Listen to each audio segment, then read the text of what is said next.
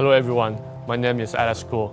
I'm the product sales manager of Advantech Industrial IoT Group in North America.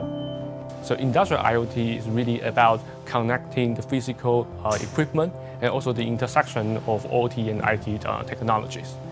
The main goal is converting mass field data into valuable information. This time that we demonstrate one of the Advantech iFactory solutions, which is the factory energy management solutions. So we call it FEMS.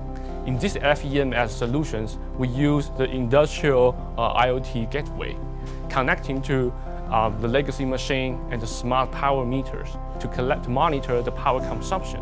Also, we use Advantech FEMS cloud service automatically convert those data and visualize this data into energy consumption, evaluate the energy cost, and also optimize the energy efficiency in manufacturing. I believe machine downtime is the biggest pain point to most production loss. So for Advantech, we also have another iFactory solution for OEE, the overall equipment effectiveness. Advantech and Micron, we are the golden partners. We'll always integrate Micron's memory product like NAND, SSD, and also the DRAM product with our edge computing platform.